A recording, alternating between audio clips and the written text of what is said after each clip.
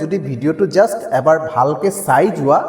মই ইমান চিয়'ৰ আছোঁ তোমালোকে শিকি যাব পাৰিবা দুবাৰমান চালেতো গোটেই কথাবোৰ মুখস্থ হৈ যাব গতিকে তোমালোকে জাষ্ট অলপ সময় দিয়া ভিডিঅ'টো চাবলৈ কাৰণে চেলেঞ্জ কৰিছোঁ তোমালোকে গ্ৰামাৰ শিকিবলৈ কেতিয়াও চিন্তিত হ'ব নালাগে গুড মৰ্নিং চিলড্ৰেন যোৱাকালি আমি যিটো আগৰ ভিডিঅ' পাৰ্ট 1ৰ ভিডিঅ'ত আলোচনা কৰিছিলোঁ তাত আমি টেন্সৰ বিষয়ে প্ৰাৰম্ভিক আলোচনাৰ বিষয়ে যিবোৰ কথা ক'বলগীয়া আছিল সেইখিনি আমি আলোচনা কৰিলোঁ তোমালোকে যদি এই ভিডিঅ'টো চাইছা তেতিয়াহ'লে যদি আগৰ ভিডিঅ'টো চোৱা নাই তেতিয়াহ'লে যদি আগৰ ভিডিঅ'টো চাই আহা তেতিয়া তোমালোকৰ বুজিবলৈ সুবিধা হ'ব আমি যোৱাকালিৰ ক্লাছটোকে কণ্টিনিউ কৰি আছোঁ য'ত নেকি আমাৰ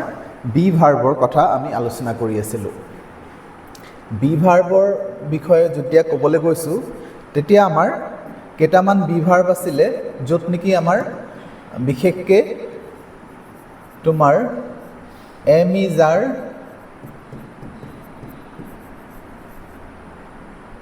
এইটো প্ৰেজেণ্টৰ বুলি কৈছিলোঁ ৱাজ ৱেৰ এইটো হৈছে পাষ্টৰ তাৰপিছত আহিলে হেভ হেজ আৰু হেড এইকেইটা হৈছিলে কিবা এটা টেন্স লাগি থাকিব তাৰপিছত পাৰফেক্ট শব্দটো আহিব তাৰপিছত দিছিলোঁ শ্বেল উইল শ্বেল বা উইল এইকেইটা ফিউচাৰ টেন্সৰ বস্তু আৰু হেল্পিং ভাৰ্ব হিচাপে থাকে ডু ডিড আৰু ডাজ এতিয়া আমি আজিৰ এই ভিডিঅ'টোত বিশেষকৈ আমি এই হেল্পিং ভাৰ্বৰ বিষয়ে আলোচনা কৰিবলৈ লৈছোঁ তোমালোকে চাবা আমি এতিয়া এই হেল্পিং ভাৰ্ববোৰ কেনেকৈনো ইহঁতৰ প্ৰয়োগ কৰা হয় সেইখিনি কথা আমি আলোচনা কৰিম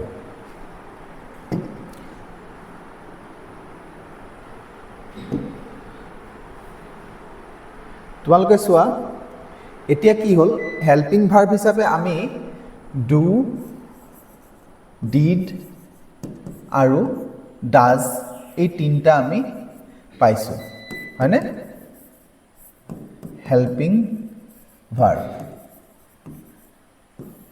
এতিয়া এই তিনিটা কিন্তু আচল ৰূপটো হৈছে সি ডুৱে হয় মূল যিটো ভাৰ্ব সি ডু হয় হা এতিয়া ডুটো ইয়াৰে পাষ্ট ফৰ্ম এইটো হৈছে পাষ্ট ফৰ্ম আৰু এইটো হৈছে প্লুৰেল ফৰ্ম মূলতে চাবা এই ডুটোৱে পাষ্টত ডিড হয় আৰু সিয়ে ডাজ হৈ যায় এতিয়া এই ক্ষেত্ৰত কথা এটা তোমালোকে লক্ষ্য কৰিবা যে একেটা ভাৰ্ব ডু বোলা ভাৰ্বটোৱে একেটা ভাৰ্ব সি মেইন ভাৰ্ব হিচাপেও ব্যৱহাৰ হয় আৰু অক্সিলেৰী বা বি ভাৰ্ব হিচাপেও ব্যৱহাৰ হয় কথাটো বুজিছানে এই ডুটো সি মেইন ভাৰ্ব হিচাপে ব্যৱহাৰ হয় আৰু অক্সিলেৰী ভাৰ্ব হিচাপেও হেল্পিং ভাৰ্ব হিচাপে ব্যৱহাৰ হয় এতিয়া অক্সিলেৰী ভাৰ্বত যেতিয়া আমাক কেতিয়াবা তোমালোকৰ যদি মনত এনেকুৱা কথা উদয় হয় যে অক্সিলেৰী ভাৰ্ব বোলে ডু ডিড শ্বেল উইল ইয়াৰ মানেনো কি আমি যে যোৱাকালি 24টা অক্সিলেৰী ভাৰ্বৰ কথা কৈছিলোঁ তোমালোকক যদি সোধা হয় ছাৰ বা বাইদেউ ইয়াৰ মানেটোনো কি তেতিয়াহ'লে আমি ইয়াক মানেটো ক'ব নোৱাৰিম মানে ইয়াৰ ডেফিনেটলি অৰ্থ আছে কিন্তু এজ এ অক্সিলেৰী ভাৰ্ব ইহঁতে কনষ্ট্ৰাকশ্যনৰ বস্তু কথাটো বুজিছানে অক্সিলেৰী ভাৰ্ব হিচাপে এতিয়া চিম্পল মিনিঙত যদি আমাৰ ইয়াৰ যদি ক'বলৈ মেইন ভাৰ্ব ডু মানে হৈছে কৰা ডু ইট মানে এইটো কৰা কিন্তু তাক যেতিয়া আমি অক্সিলেৰী ভাৰ্ব হিচাপে যেতিয়া ব্যৱহাৰ কৰিম তেতিয়া কিন্তু তাৰ কোনো এটা ডেফিনিট মিনিং আমি তাত ব্যৱহাৰ কৰিব নোৱাৰোঁ কিয় কাৰণ সি তেতিয়া এটা কনষ্ট্ৰাকশ্যনৰ বস্তু হৈ যাব কনষ্ট্ৰাকশ্যনৰ বস্তু মানে বাক্য গঠন কৰিবলৈ প্ৰয়োজন হোৱা এটা উপাদান নিচিনা হৈ পৰে এটা বাক্য গঠন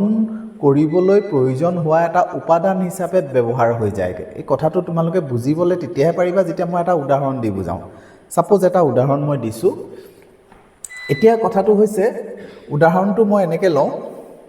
ছাপোজ এটা এক্সাম্পল লৈছোঁ মই। এক্সাম্পল এটা লওঁ য'ত নেকি মই আলোচনা কৰিম যে he went to Delhi. এতিয়া এইটো অৰ্থ বুজাইছে তেওঁ দিল্লীলৈ গৈছিল। এতিয়া কথাটো হৈ গ'ল যে মোক ক'লে যে তুমি এইটো কোৱা এনেকৈ লিখা যে তেওঁ দিল্লীলৈ যোৱা নাছিল বুলি ক'বলৈ ক'লে, মানে নেগেটিভ কৰিবলৈ ক'লে। এতিয়া এই নেগেটিভ কৰিবলৈ মই কেনেকৈ কৰিব লাগিব যে he did not go to Delhi হ'ল। আকৌ যেনিবা তেওঁ দিল্লীলৈ গৈছিল নে এই এনেকৈ যেনিবা সুধি দিলে, আমাক ট্ৰান্সলেট কৰিবলৈ দিলে যে লিখাচোন তুমি ইংৰাজীত যে তেওঁ দিল্লীলৈ গৈছিল নে, তেতিয়া আমাৰ কি হ'বগৈ did he go to Delhi. So এই তিনিটা বেলেগ বেলেগ ধৰণৰ বাক্য আমি বনালোঁ। চাবা এই ধৰণৰ বাক্য যিটো ষ্টেটমেণ্ট এফাৰ্মেটিভ হয়, এইটোক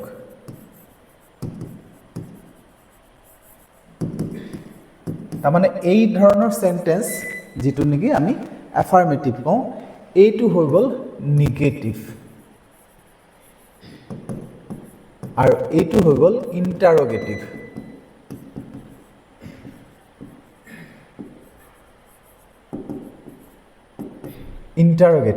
তেনেকৈ তিনিটা ভাগৰ চেণ্টেন্স আমি বনালোঁ। কিন্তু তোমালোকে জানা বা নাজানা কথাটো হৈছে এইটো যে এই যে সলনিবোৰ কৰিলোঁ, অৰ্থৰ যে সাল সলনি হ'ল, তাত আমাৰ বিশেষ ভূমিকা পালন কৰিলে এই ডিড শব্দটোৱে। কিন্তু ইয়াত ডিডৰ অৰ্থ যে আমি যে জানো ডিড মানে কৰা, সেই কৰা অৰ্থটো নাই ওলোৱা। কিন্তু ইয়াত ই কনষ্ট্ৰাকশ্যনতহে হেল্প কৰিলে, আমাক বাক্য গঠন কৰাতহে হেল্প কৰিলে, তাৰমানে নেগেটিভ কৰিবৰ কাৰণে আমাক হেল্প কৰিলে। এতিয়া চোৱা কিয় তেনেকুৱা হৈছে, আমি যে হেল্পিং ভাৰ্ব বুলি কেলৈ কওঁ। চাবা তোমালোকে ইয়াত এই যিটো গঠন আছে এইটো হৈছে ছাবজেক্ট, এইটো হৈছে ভাৰ্ব আৰু এইডোখৰ যেনিবা অবজেক্ট বুলি ধৰিলোঁ, কিন্তু সেইটো অবজেক্ট ইয়াত নহয়, সেইটো আমাৰ বিষয়বস্তুৰ কথা নাহে ইয়াত, আমি সেইটো বাদ দিছোঁ। প্ৰথমতে আমি ছাবজেক্ট আৰু ভাৰ্ব এই দুটা ধৰি ল'লোঁ। এতিয়া কি হ'ল, ছাবজেক্ট আৰু ভাৰ্ব আছে এতিয়া আমাক ইয়াক নেগেটিভ কৰিবলৈ ক'লে। নেগেটিভ কৰিবলৈ হ'লে সদায় তোমাক কি লাগিব, নট লাগিব। নেগেটিভ কৰিবলৈ নট লাগিব। তোমালোকে জানিবা যে নেগেটিভ কৰিবলৈ যেতিয়াই আমাৰ আহিব তেতিয়া আমাক নট এটা যদি নিলিখোঁ তেতিয়া বাক্যটো নেগেটিভ কৰিব নোৱাৰিম। চ' নেগেটিভ কৰিবলৈ নটটো লাগিব, কিন্তু নট অকলশৰীয়াকৈ নালাগে। কথাটো বুজিছানে? নট কেতিয়াও অকলশৰীয়াকৈ নবহে। নট সদায়ে অক্সিলেৰী ভাৰ্বৰ লগতহে নটটো বহিব। কথাটো কেনেকুৱা বুজিছানে? মানে এনেকুৱা হ'ব, am not, is not, are not, do not, does not, এনেকুৱা হ'ব লাগে। তাৰমানে এই অক্সিলেৰী ভাৰ্ব যে 24টা দেখিলা, সেই গোটেই 24টা ভাৰ্বৰ লগতহে নটটো বহিব। অকলশৰীয়া নটটো একৰ্ডিং টু গ্ৰামাৰ নবহে। কথাটো কেতিয়াবা এনেকুৱা হয় অক্সিলেৰী ভাৰ্বক আগত ৰাখি পিছত নট লিখা হয় কিছুমান বাক্যৰ ক্ষেত্ৰত, কিন্তু অক্সিলেৰী ভাৰ্বটো লাগিবই যদি প্ৰপাৰ চেণ্টেন্স আমি কৰিবলৈ যাওঁ। চ' সেইকাৰণে অক্সিলেৰী ভাৰ্বৰ আন এটা নাম হৈছে 24 friends of not. 24 friends of not, তাৰমানে অক্সিলেৰী ভাৰ্বক নটৰ ফ্ৰেণ্ড বুলি কয়। কাৰণ কেলৈ, সদায় নটটো সিহঁতৰ ফ্ৰেণ্ডৰ লগতহে বহিব,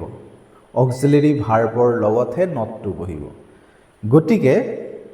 আমি নটটো অক্সিলাৰী ভাৰ্বৰ লগত আনিম কিন্তু ইয়াত আমাৰ অক্সিলাৰী ভাৰ্ব কি ভাৰ্ব আনিম এইটো ডিপেণ্ড কৰিব এই ভাৰ্বটোৱে এই ভাৰ্বটো কেনেকুৱা ৰূপত আছে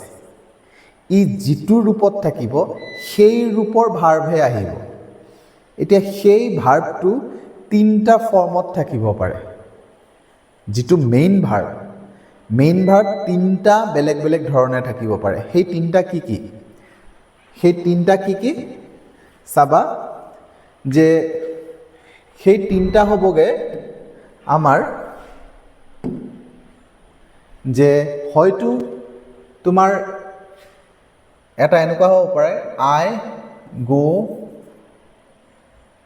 টু স্কুল বা হি goes to school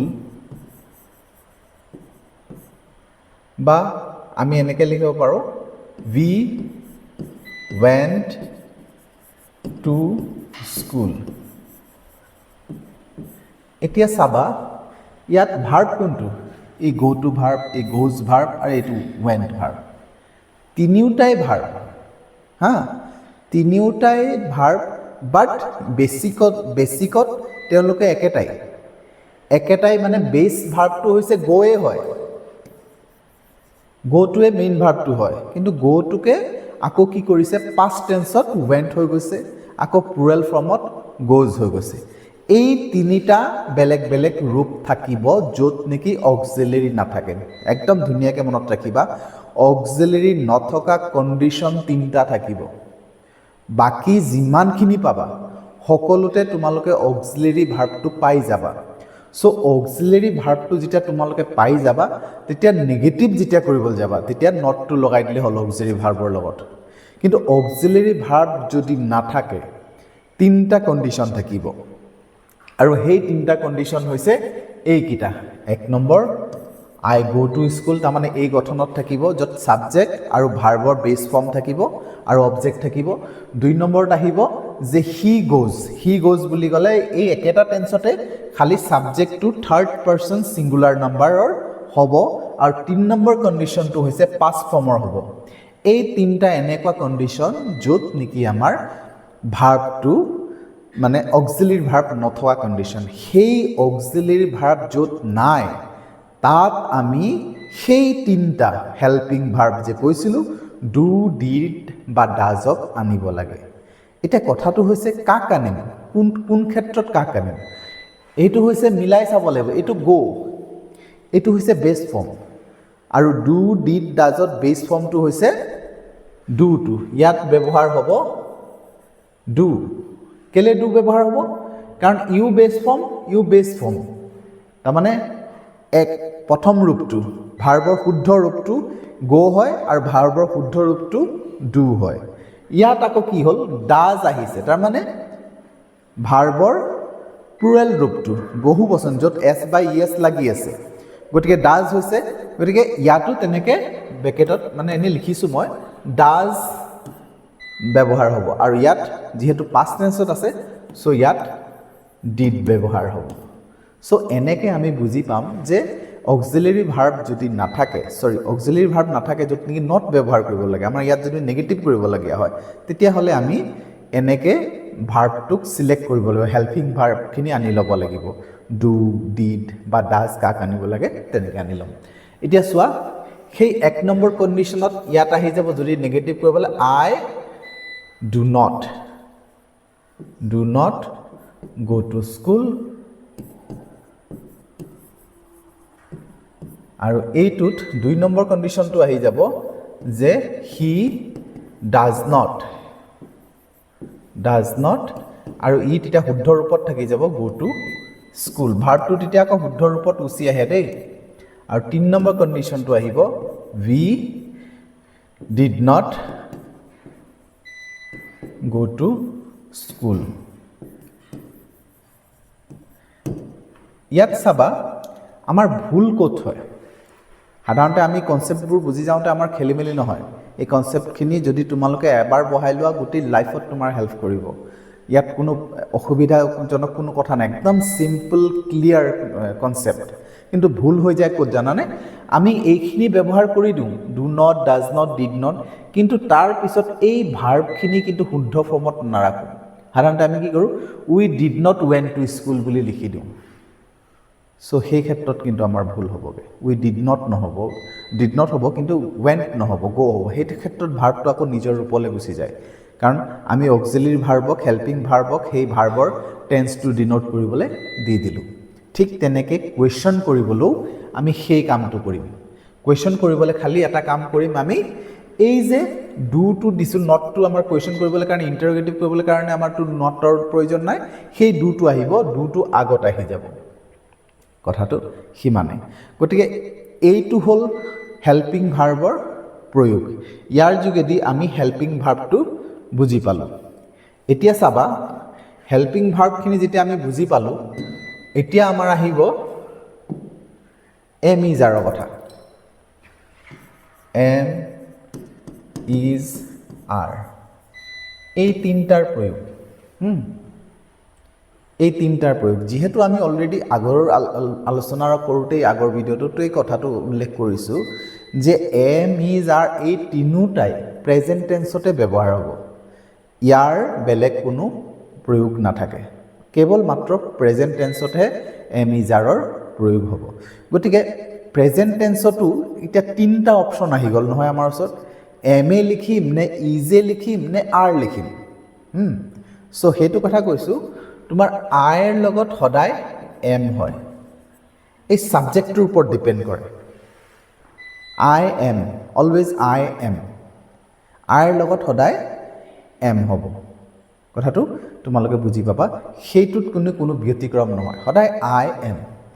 তো আই থাকিলে তোমালোকে তাত বেলেগ কথা চিন্তা কৰিব নালাগে তাত এম আহিব এম অন্য কাৰো লগত নবহে সি অকল আইৰ লগত বহে হৈ গ'ল তাকো প্ৰেজেণ্ট টেন্সত এটা কথাত কিন্তু কণ্ডিশ্যন এটা হৈ আছে হা অল আৰ প্ৰেজেণ্ট এটা কথাটো চিয়'ৰ তোমালোকে প্ৰয়োগ কৰোঁতে তোমাক সুধিলে যে কিহত প্ৰয়োগ হয় তেতিয়া গম পাবা এইখিনি প্ৰেজেণ্ট টেন্সত প্ৰয়োগ হয় কিন্তু প্ৰেজেণ্ট টেন্সত আইৰ লগত এমটো ব্যৱহাৰ হয় বাকী থাকিলে ইজ আৰু আৰ এতিয়া ইজটো হৈছে ছিংগুলাৰ আৰু আৰটো হৈছে প্লুৰাল কথাটো বুজিলা ইজটো মানে ছিংগুলাৰ য'ত ইজ আছে তাত বুজিবা এটা বস্তুৰ কথা কোৱা হৈছে হা এটা বস্তু এটা বিষয় বা এজন মানুহ এটা প্ৰাণী যিকোনো এটা বুজাই আছে ছিংগুলাৰ হৈ আছে বাক্যটো তো সেইকাৰণে ইজ ব্যৱহাৰ হয় আৰু য'ত আৰ ব্যৱহাৰ হৈ আছে তাত যেনিবা বহু বচন হৈ আছে এটা উদাহৰণ লৈছোঁ মই ছাপ'জ কথা এটা কৈছোঁ হি ইজ এ ষ্টুডেণ্ট এতিয়া he is a student he R a student কেলৈ নক'লোঁ কাৰণটো হৈছে এই হিটো তাৰ মানে হৈছে সি বা তেওঁ নহয় জানো এতিয়া সি বা তেওঁ এইটো হৈছে এজন ব্যক্তিৰ কথা কোৱা হৈছে চ' আমি গম পাওঁ এজন হ'লে ইজ হ'ব আগতে হি ইজ হ'ব বা যদি আমি দে লিখিলোহেঁতেন দে মানে সিহঁত সিহঁত মানে বহু বচন নহয় জানো গতিকে সিহঁত শব্দটো আহিলে তাত আমাৰ দে আৰ আহি যাব দে আৰ ষ্টুডেণ্টছ সিহঁত শব্দটোৰ লগত আৰ আহি যাব তেতিয়া বহু বচন হৈ গ'ল দে আৰ ষ্টুডেণ্ট গতিকে যেতিয়া দেখিবা যে বহু বচন হয় তেতিয়া আৰ ব্যৱহাৰ কৰিবা যেতিয়া দেখিবা একবচন হয় তেতিয়া ইজ ব্যৱহাৰ কৰিবা চিম্পল আৰু আইৰ লগতে এম এ হয় যেনে আই এম এ ষ্টুডেণ্ট তাত আৰু কোনো ব্যতিক্ৰম নাই এইখিনি এনেকেই ব্যৱহাৰ হয় ঠিক আছে এতিয়া আমাৰ থাকি গ'ল 3 নম্বৰ বস্তুটো সেইটো হৈছে আমাৰ এই হেৰিটো ৱাজ ৱেৰ এতিয়া ৱাজ ৱেৰটো হৈছে পাষ্টৰ বস্তু পাষ্ট টেন্স ৱাজ ৱেৰ বুলি ক'লে তোমালোকে বুজি পাবা যে ৱাজ ৱেৰটো হৈছে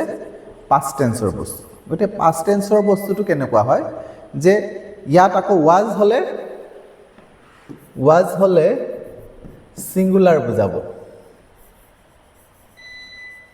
আৰু ৱেৰ হ'লেও প্লুৰেল বুজাব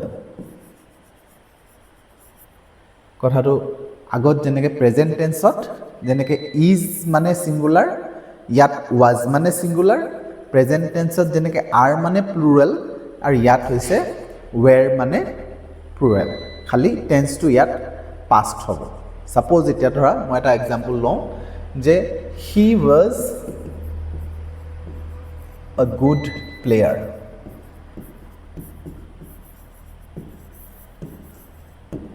he was a good player আকৌ সেই কথাটো আহিলে যে হিটো যিহেতু এজন মানুহৰ কথা কৈছে গতিকে সেইটো ৱাজ আহিব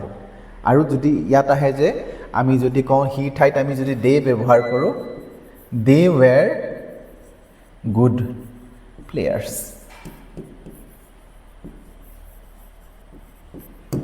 দে ৱেৰ গুড প্লেয়াৰ্ছ তাত আমাৰ বহু বচন আহি পৰিলে গোটেই বহু বচন আহি যোৱাৰ কাৰণে প্লুৰেল আহি গ'ল আৰু সেইকাৰণে ৱেৰ আহি গ'ল এতিয়া তোমালোকে সুধিব পাৰা যে ইয়াত আইৰ কথাটো কি হ'লগৈ ইয়াত আইৰ কনচেপ্টটো নাথাকে পাষ্ট টেন্সত আই ব্যৱহাৰ নহয় কেলে ইয়াত তাৰমানে আমাৰ একবচন আইটো একবচন গতিকে আই যদি ব্যৱহাৰ কৰোঁ তেতিয়াহ'লে আইৰ লগত ৱাজ হ'ব এক্সাম্পল লৈছোঁ আই ৱাজ এ গুড প্লেয়াৰ মানে ইয়াত আইটোৰ লগত ৱাজেই হ'ব ইয়াত এমৰ কথা নাহে প্ৰেজেণ্ট টেন্সত তিনিটা থাকে আইৰ কাৰণে বেলেগ এটা আছে সেইটো হৈছে এম কিন্তু পাষ্ট টেন্সত সেইটো ভাগ নাথাকে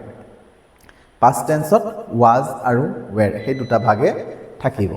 তাৰ বাহিৰে বেলেগ কোনো ভাগ নাথাকে এতিয়া আমাৰ নেক্সট যিটো পাৰ্টৰ কথা হৈছে সেইটো হ'বগৈ আমাৰ হেভ হেজ হেড এই তিনিটাৰ ব্যৱহাৰ হেভ হেজ আৰু হেড এই তিনিটা মই এই তিনিটাৰ ক্ষেত্ৰত মই ইহঁতক কৈছোঁ যে পাৰফেক্ট পাৰফেক্ট বুলি মই কথাটো আগৰ ক্লাছত কৈছিলোঁ যে এই তিনিটা থকা মানে পাৰফেক্ট কিন্তু লক্ষ্য কৰিবা এই তিনিটা বস্তুৱে একেটাই বস্তু মূল ৰূপটো হৈছে হেভ আৰু তাৰ মানে যিটো থাৰ্ড পাৰ্চন ছিংগুলাৰ নাম্বাৰ সেইটো হৈছে হেজ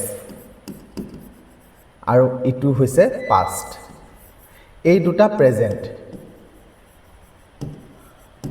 আৰু এইটো হৈছে হেডটো হৈছে পাষ্ট তাৰ মানে তোমালোকে কি বুজি পাবা চোৱা এতিয়া যদি হেভ বা হেজ আছে তেতিয়াহ'লে তুমি এতিয়া ক'ব পাৰিবা আগতে আমি ইমানটোৱে ক'ব পাৰিছিলোঁ যে হেভ বা হেজ থাকিলে পাৰফেক্ট হয় কিন্তু এতিয়া আমি যদি দেখোঁ যে হেভ বা হেজ আছে তেতিয়া কিন্তু সি পাৰফেক্ট প্ৰেজেণ্ট পাৰফেক্ট বুলি ক'ব পাৰিম কাৰণ হেভ আৰু হেজ এই দুটা হৈছে প্ৰেজেণ্টৰ বস্তু গতিকে হেভ বা হেজ ব্যৱহাৰ হ'লে সি পাষ্ট টেন্সৰ প্ৰেজেণ্ট টেন্সৰ বস্তু আৰু হেড হ'লে পাষ্ট টেন্স মই বস্তু বুলি কৈছোঁ আচলতে বাক্য হ'ব বস্তু মুখেৰে আহিছে চৰি ফৰ ডেট যে পাষ্ট টেন্সৰ বাক্য হ'লে হেড হ'ব আৰু হেভ হেজ থাকিলে সেইটো প্ৰেজেণ্ট টেন্সৰ বাক্য বুজাব তাৰমানে হেভ হেজ থাকিলে তুমি বুজি পাব লাগিব যে এইটো প্ৰেজেণ্ট পাৰফেক্ট আৰু হেড থাকিলে পাষ্ট পাৰফেক্ট কথাটো স্পষ্ট বুজিবা প্ৰেজেণ্ট পাৰফেক্টত হেভ বা হেজ ব্যৱহাৰ হয় আৰু পাষ্ট পাৰফেক্টত হেড ব্যৱহাৰ হয় এতিয়া ইয়াত এই কথাটো কওঁতে তোমালোকক আকৌ যদি মই এই কথাটো ক'বলৈ যাওঁ যে ইয়াততো আমাৰ হৈ গ'ল পাষ্ট পাৰফেক্টত এটাই আছে হেড আছে গতিকে সেইটো হেডে ব্যৱহাৰ হ'ব মই এটা উদাহৰণ দি কৈছোঁ আই হেড গান টু গুৱাহাটী আই হেড গান টু গুৱাহাটী এটা উদাহৰণ দিছোঁ চ' তোমালোকে দেখিলা ইয়াত হেড আছে চ' তোমালোকে ক'ব পাৰিবা যে এইটো পাষ্ট পাৰফেক্টৰ টেন্স সেইটোৱে তোমাৰ মানে বুজিবলৈ যিটো আটাইতকৈ সহজ উপায় টেন্সটো চিনাকি কৰাৰ উপায় টেন্সটো বুজি পাব লাগিব পঢ়ি পিনে তেতিয়া তোমালোকে পাৰিবা আৰু টেন্সটো চ' এইটো হেড আছে তোমালোকে ক'ব পাৰিবা যে এইটো পাষ্ট পাৰফেক্টৰ টেন্স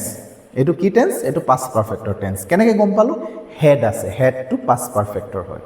ঠিক তেনেকৈ হেভ যদি থাকে মই যদি ইয়াত হেভ কৰি দিওঁ আই হেভ গান টু গুৱাহাটী তেতিয়া আকৌ এই হেভ থকাৰ কাৰণে তোমালোকে এতিয়া ক'ব পাৰিবা যে এইটো প্ৰেজেণ্ট পাৰফেক্টৰ টেন্স কাৰণ প্ৰেজেণ্ট পাৰফেক্ট হৈছে তাৰ মানে তাত তোমাৰ গম পালা যে এইটো প্ৰেজেণ্ট পাৰফেক্ট হৈছে হেভ আছে মানে হেভ আছে তো প্ৰেজেণ্ট পাৰফেক্ট হ'ব সো এতিয়া আমাৰ যেটো কথাটো হ'ল তোমালোকে এই হেডটো বুজি পালা কিন্তু হেজৰ কথা বুজি নাপালো নহয় হয় না হেভটো বুজি পালো কিন্তু হেজ বুজি নাপালো হেভ বা হেজ দুয়োটাই প্ৰেজেণ্ট টেন্সত ব্যৱহাৰ হয় এতিয়া তোমাক এটা নতুন কনসেপ্ট মই দিব লাগিব যে হেতু হৈছে থাৰ্ড পাৰসন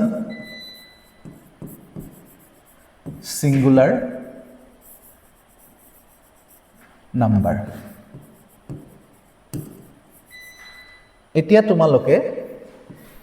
এই যে হেভ বা হেজৰ কথা যদি ক'বলৈ গৈছা যে হেভ বা হেজৰ কথা যে আলোচনা কৰিবলৈ লৈছো যে হেভ ব্যৱহাৰ হ'ব নে হেজ ব্যৱহাৰ হ'ব কি ব্যৱহাৰ হ'ব ক'ত কি ব্যৱহাৰ হ'ব সেইটো হৈছে থাৰ্ড পাৰসন সিঙ্গুলাৰ নাম্বাৰৰ লগত হেভ হেজ ব্যৱহাৰ হয় এটা থাৰ্ড পাৰসন সিঙ্গুলাৰ নাম্বাৰ নো কি হেতু বিষয়ে আমি আহিম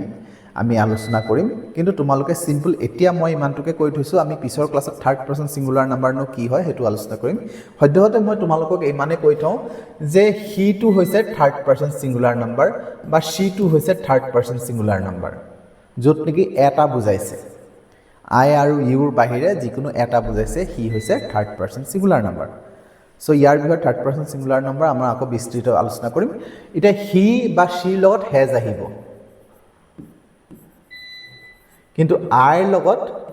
হেভ আহিব ভি লগত হেভ আহিব ইউৰ লগত হেভ আহিব প্ৰেজেন্ট টেন্সতে হ'ব গুটেখিনি যেহেতু প্ৰেজেন্ট টেন্সে হ'ব কিন্তু সাবজেক্টটো যদি হি আছে তেতিয়া হেজ হ'ব শি যদি আছে তেতিয়াও হেজ হ'ব কিন্তু আই যদি আছে উই যদি আছে ইউ যদি আছে তেতিয়া হেভ হ'ব কিন্তু অকল ইমানটো জানিলেই নহ'ব সাবজেক্টটো আমাৰ বহুত আছে গতিকে আমাৰ বেসিক কনসেপ্টটো জানিব লাগিব হেতু হৈছে থাৰ্ড পাৰসন সিঙ্গুলাৰ নাম্বাৰ আমি বুজি পাব লাগিব যে থাৰ্ড পাৰসন সিঙ্গুলাৰ নাম্বাৰ নো কি থাৰ্ড পাৰসন সিঙ্গুলাৰ নাম্বাৰৰ যিমান আছে গুটেইখিনিৰ লগত হেজটো ব্যৱহাৰ হয় তাৰ মানে থাৰ্ড পাৰসন সিঙ্গুলাৰ নাম্বাৰৰ লগত হেজ ব্যৱহাৰ হয় এই কথাটো তোমালোকে জানি ললেই হ'ল যিমানখিনি থাৰ্ড পাৰসন সিঙ্গুলাৰ নাম্বাৰ আছে so third person singular number মানে হৈছে এটা বুজাব আৰু আই আৰু ইউ এই দুটা বাহিৰে সিম্পলত যদি বুজিবলৈ বিচাৰা বেলেগ ভিডিও নাচালেও হ'ব আমি কৈছো বিস্তৃত আলোচনা কৰিম কিন্তু বিস্তৃত আলোচনালৈ নগলো তোমালোকে যদি ইমানটোৱে মনত ৰাখা যে থাৰ্ড পাৰসন সিঙ্গুলাৰ নাম্বাৰ মানে আই আৰু ইউ এই দুটা বাদ দিবা তাৰ বাহিৰে যিমানখিনি থাকিব খালি এটা হ'ব লাগিব হি যদি এটা বুজাই আছে তেতিয়া হলে থাৰ্ড পাৰসন সিঙ্গুলাৰ নাম্বাৰ হয় আৰু যদি থাৰ্ড পাৰসন সিঙ্গুলাৰ নাম্বাৰ হয় তেতিয়া হলে তাৰ লগত হেজ বহিব আৰু বাকি যিমান আছে গুটেখিনি লগত হেভ বহিব